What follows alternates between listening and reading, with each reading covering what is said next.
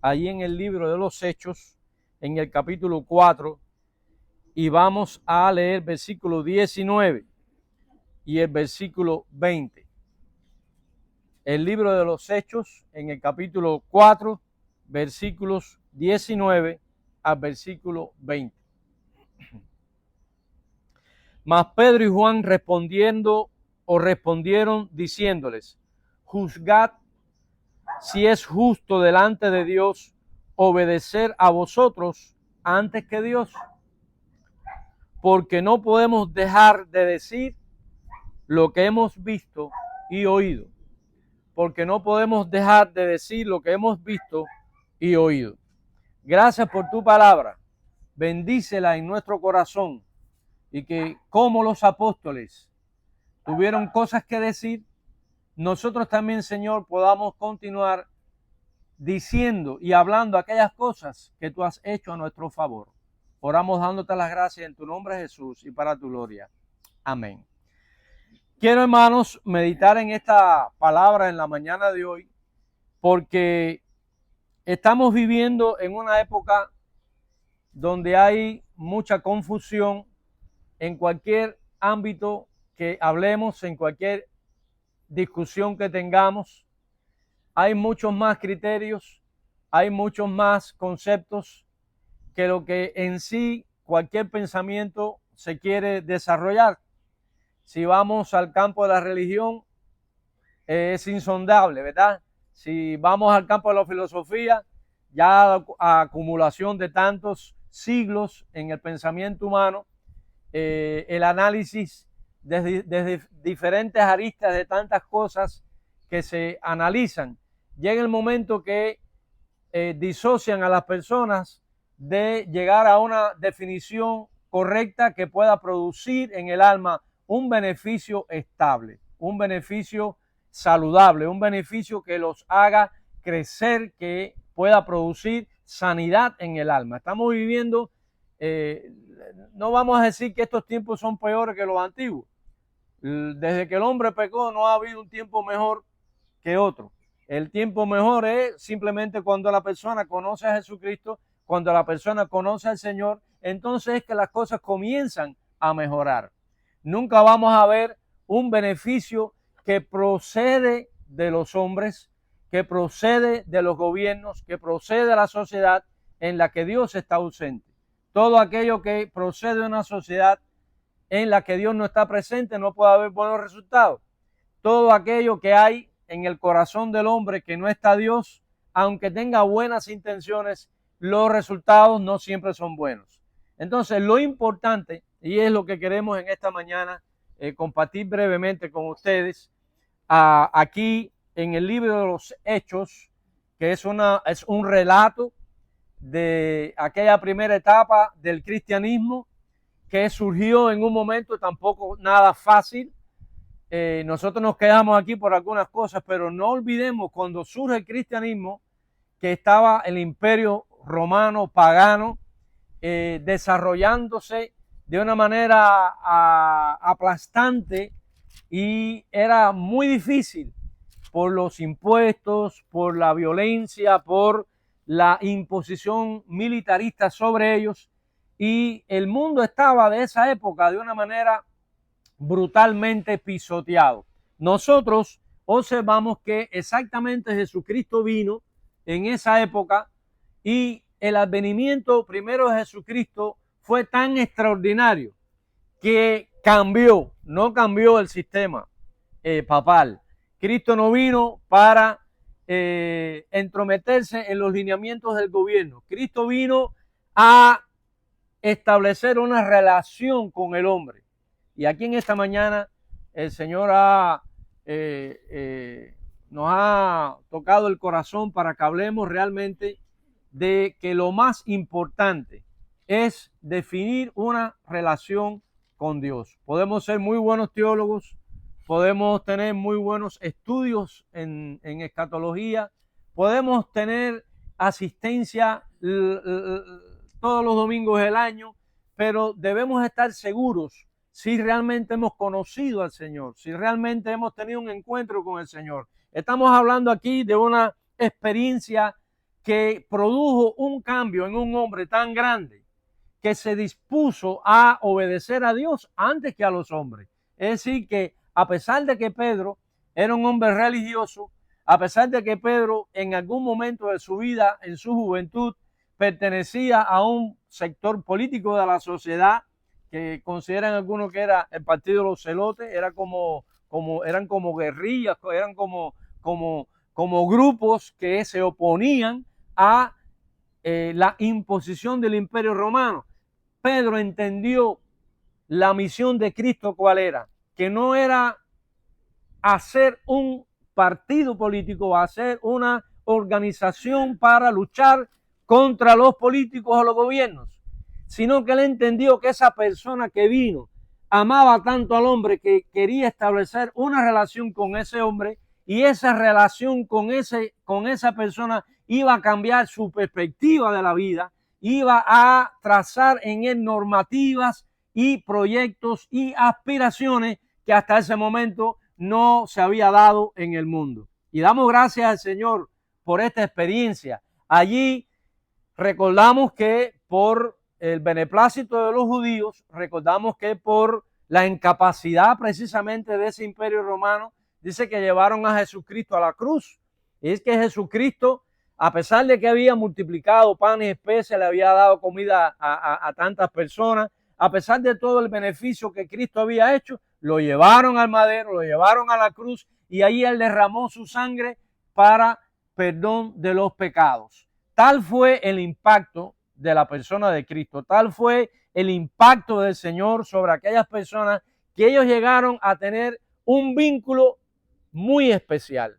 Ellos reconocieron que en la persona de Cristo estaba la respuesta a todas sus inquietudes, la respuesta a todos sus problemas, y la vida es muy corta para que nosotros pensemos que por nuestros propios medios podemos resolver los problemas que la vida misma nos trae. Recuerden que el diablo es más que el hombre, lo hemos dicho algunas veces, ¿verdad? El diablo puede más que tú y que yo juntos. Los demonios tienen mucho más poder que lo que nuestra capacidad mental puede resistir. Quiere decir que nos engañan, nos atrapan, nos manipulan de una manera muy especial. Satanás sabe nuestras apetencias, nuestros deseos, nuestros anhelos, aun cuando no son buenos, y el diablo lo propicia. Si no tenemos la ayuda de Dios, vamos a caer en lo mismo, vamos a ser reincidentes, y yendo a la iglesia y creyendo en Dios se van a perder la gente. Nos podemos perder. Hay un momento en que hay que pararse. Hay un momento en que hay que detenerse. Hay un momento en que hay que decir, Señor, yo quiero realmente una relación contigo. Quiero parar con el pecado. Quiero parar con la desobediencia a ti. Quiero ajustarme a tu palabra. Quiero ser obediente. Quiero dejar que tu pensamiento entre en mi mente y tu palabra pueda comenzar a dominar mis pensamientos, para que mis pensamientos, controlados por tu Espíritu Santo, puedan formatear mi andar y yo comience a hacer tu voluntad. Dejar que esa obra, que solo puede hacer el Espíritu Santo, me convierta en un hijo de Dios. O sea, que convertirse en un hijo de Dios es dejar que la palabra de Dios pueda entrar a nuestra mente, ella modifique nuestra manera de pensar y ella nos ayude con la fortaleza que da para caminar en este camino. Podemos decir amén. Estamos todos aquí en este punto porque, hermanos, dice la Biblia que relata la historia, dice que había una persona a la que se le fue sacada a los demonios. ¿Se acuerdan ese pasaje? Y dice que la casa quedó limpiecita, quedó buena, que rico, estamos aquí congregados, conocimos al Señor, tenemos una experiencia muy maravillosa y quedó la casa limpia. Pero dice que esos demonios, dice que fue ese demonio y buscó 7 más. ¿No dice así la palabra? Y dice que cuando regresó encontró la casa limpia y ordenada. Y entraron, ¿por qué? Porque la casa no la protegieron. No le pusieron el seguro. Es como las casas muy lindas, no tienen seguro, viene un huracán y acaba con ella. Entonces esa persona no puso el seguro, no estaba asegurada verdaderamente en Cristo. Entraron y dice que el postrer estado de esa persona fue peor. Fue mucho más difícil. Si antes tenía un demonio, ahora tenía 7 demonios. Y si antes andaba mal, ahora iba a andar peor, la situación iba a ser peor. Hay un momento, hermano, en que tenemos que detenernos. Es decir, es una cuestión de vida o muerte. Estamos jugándonos la eternidad con Dios o sin Dios. No hay placer en este mundo, no hay deseo carnal que supere el beneficio de amar a Dios. No hay nada que podamos hacer para el futuro inmediato tan bueno, tan seguro, tan maravilloso que se compare con las moradas celestiales que Jesucristo vino, ¿verdad?, a prometernos, a darnos gratuitamente. Dice, hoy voy pues a preparar moradas para quién, para vosotros. Yo estoy maravillado de decir, no hay nada en este mundo, ni un deseo de la carne, nada en este mundo que pueda ser comparado con todo el beneficio que Cristo vino a darnos en la cruz. Hermanos, debemos estar conscientes de eso. Debemos aquí en esta mañana hacer un pequeño examen en nuestra conciencia y decir, Señor, lo que está impidiendo que yo me acerque a ti, dame las fuerzas, Señor. Dame tu palabra, Señor. Ayúdame a aferrarme a ti para que yo pueda estar firme cuando vengan esos 7 diablitos, cuando vengan esas tentaciones. Porque deben decirle, cuanto más queremos acercarnos del Señor, más tentaciones vienen. Tú sabes lo que tú eres débil. Tú sabes en lo que tú has caído. Yo sé en lo que he caído. Yo sé las debilidades que tengo. Cuando yo digo, quiero, Señor, acercarme a ti, se me dan regalados esas cosas. Si tienes debilidad por las cosas materiales, se le van a dar los mejores negocios del mundo, pero hay un precio. Hay un precio que uno tiene que detenerse porque el diablo está jugando con eso para desviar nuestra atención del Señor. Hay muchas cosas que el diablo las está empujando para ponernos contra nuestro Dios. Y entonces, hermanos, el Evangelio produjo un beneficio tan grande que causó un impacto tan extraordinario que toda la ciudad de Jerusalén se estremeció. Dice, cuando el Espíritu Santo de Dios descendió, dice que fue una explosión y dice que tembló la tierra y fueron todos al templo, porque tú sabes que en aquella época el templo era el centro. Por lo general todas las iglesias, todos los pueblos chiquitos tenían una iglesia y un parque, y todo el mundo iba al parque a conversar después de la reunión. Nosotros, hermanos, vemos que originalmente en la iglesia evangélica, la iglesia que surgió allí en Jerusalén, que fue Jesucristo, los apóstoles, las primeras iglesias que se establecieron, era precisamente en las casas, pero iban al templo a adorar al Señor. Y fue una experiencia tan extraordinaria y ellos vieron a Cristo, escucharon a Cristo y miraron las obras que Cristo realizó. Y dijeron esto, nosotros no nos podemos desprender. Nosotros debemos amarrarnos, agarrarnos y seguir en este camino. Y dice, amado, no era nada fácil, hermano, para estos hombres, que es una resolución que nosotros debemos tomar para ser dignos de ese ministerio tan precioso. Y el apóstol Pedro fue el primero que dio aquel gran mensaje acerca de que no había nadie, en ningún otro hay salvación, porque no hay otro nombre bajo el cielo dado a los hombres en el que podamos ser salvos. La solución del problema del hombre está en el nombre de Jesucristo, y nosotros debemos saber que el nombre de Jesucristo significa el Mesías enviado, el Salvador enviado. ¿Salvador de qué? ¿Por qué estamos aquí? Tengo este problema de salud, tengo esta situación, cualquier problema, sabemos que Dios tiene acceso para resolverlo o no. Yo no me puedo aprender estas preguntas a la ciudadanía y aprobarte el examen. Es una cosa milagrosa de Dios. Oye, yo tenía un problema que no sabía, que Dios, de alguna manera, por la gracia de Dios, estamos aquí. Entonces tenemos un Dios que nos ha dado evidencia de que Él es real y de que Él está en nosotros para nuestro favor. Dice, en ningún otro hay salvación. Entonces, viendo el denuedo que Pedro y Juan 4, 2 y 13 dice, y sabiendo que eran hombres sin letras y del vulgo eran hombres simples, se maravillaban y les reconocían que habían estado con Jesús. Que el mundo pueda entender. Ahora, si yo en mi trabajo, la gente no me asocia con Cristo, algo anda mal ahí. Algo anda mal ahí. Yo, los compañeros míos de trabajo, ninguno de ellos sabe que yo voy a la iglesia, ninguno de ellos sabe que yo soy cristiano, ninguno de ellos sabe que yo he decidido cambiar mi vida. ¿Ves? Tú me sabes a mí todos mis trapos, tú me sabes a mí todo lo que yo he hecho en la vida, pero he decidido de aquí en adelante cambiar, porque Cristo, el poder de Cristo está en mí para que yo pueda cambiar. ¿Estamos conscientes de eso? En Cristo podemos ser una nueva criatura. Como dice Pablo, ¿verdad? De modo que si alguno está en Cristo, nueva criatura. ¿Cuántos nuevos estamos aquí? Amén. Estamos nuevos en el Señor. Entonces allí se creó un problema. Siempre hay oposición. Y una cosa muy triste, ¿verdad? Que los mismos religiosos de aquella época se opusieron al mensaje. Ellos tenían la religión hasta como un negocio. Dice, ¿y este quién es? Y comenzó la bronca contra Cristo, lo crucificaron, la bronca contra los apóstoles, los mataron, pero en ese proceso dice que Pedro y Juan estaban siendo llevados ante el concilio. El concilio era el gobierno de Israel en esa época. Ellos no tenían un rey judío en ese momento porque ellos estaban bajo la bota romana. Y dice, juzgad si es justo delante de Dios obedecer a vosotros antes que a Dios. Juzgar, ¿qué quiere decir? Ustedes nos reconocen que estuvimos con Cristo. Ustedes han visto que estuvimos del lado de aquel que levantó a Lázaro de los muertos. Ustedes nos han visto que estábamos con él que multiplicó los panes y los peces. Ustedes han visto que nosotros estamos al lado de él que sanó a la suegra de Pedro. Nosotros hemos visto todas las maravillas que Cristo hizo. Ustedes han visto que estamos con él. Juzguen.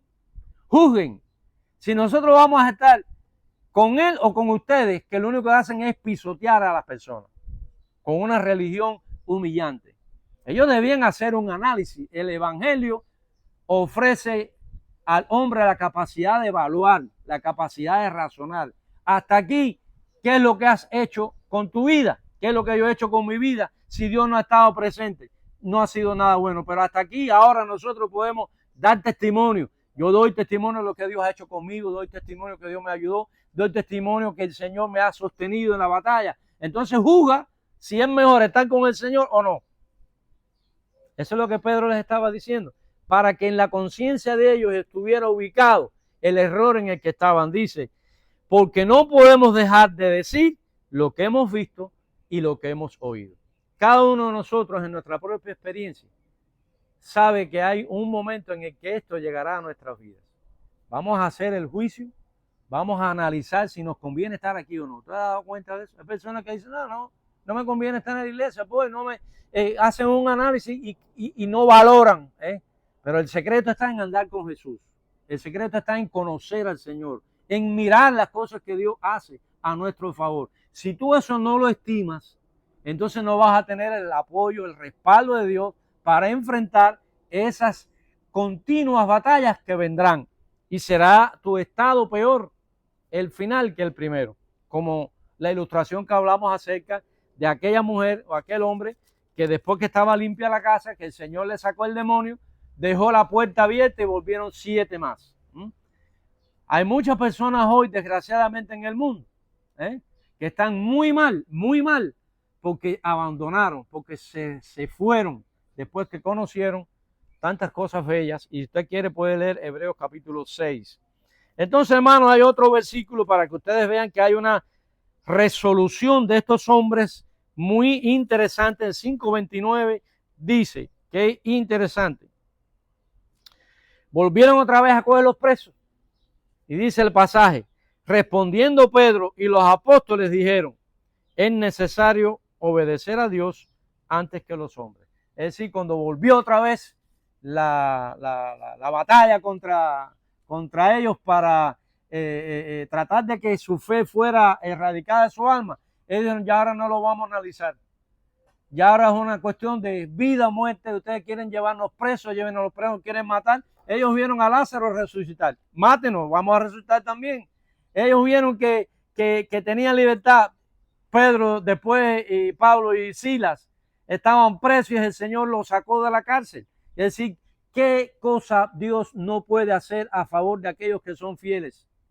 Dios puede hacer todo lo que Él quiere, todo lo que sea para su propósito, para su gloria. Y Pedro dice que 4, es como decir, vamos a mirar la casa Pertico, una puerta aquí, la otra puerta en el otro cuarto, la otra puerta en la cocina, y todos eran celdas.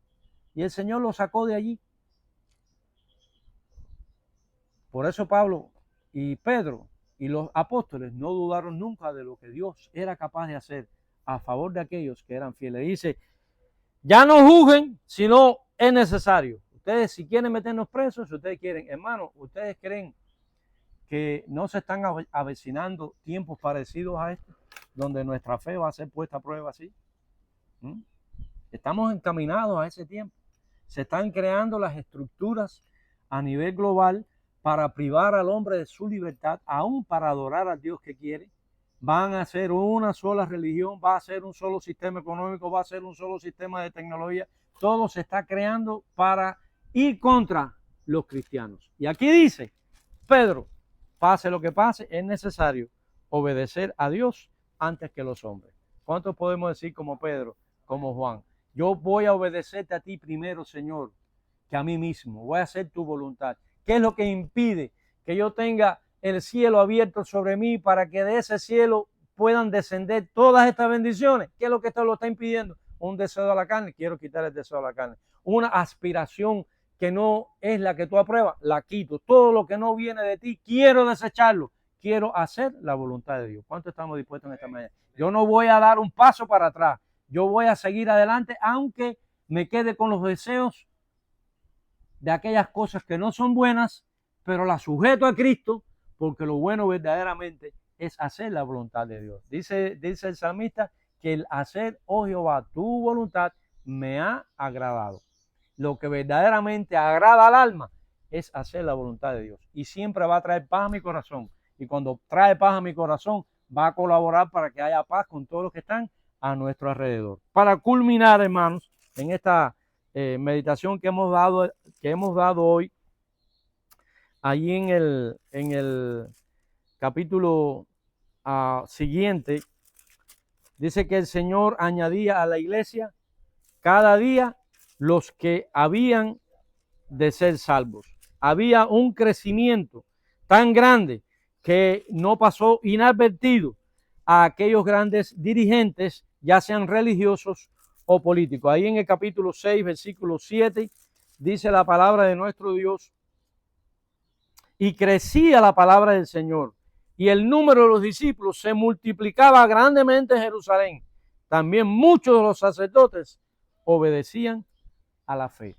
Es decir, que hubo resultados, hubo efectos extraordinarios. ¿Por qué? Porque hubo hombres como Pedro, como Juan, como aquellos primeros apóstoles, como aquellos apóstoles, de no renunciar.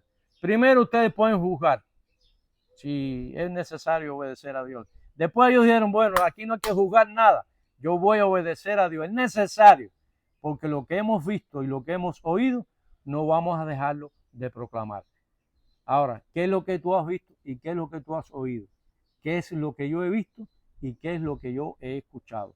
Permite el Señor que este sea un lugar en el cual podamos decir y podamos hacer lo que a Dios le agrada, para que podamos ir al mundo, presentar este mensaje. Y la gente puede decir, mira, yo lo ofendí, no reaccionó igual. Mire, tuvo esta tentación, pero pudo soportarla. Y cuando comenzamos a vivir el Evangelio, muchos más encontrarán en nuestra manera de vivir un ejemplo a seguir. Porque teóricamente el mundo está agotado, el mundo está asfixiado, el mundo está cansado de que le cotorreen en el oído cosas lindas, porque esos son los políticos, son especialistas y los religiosos también.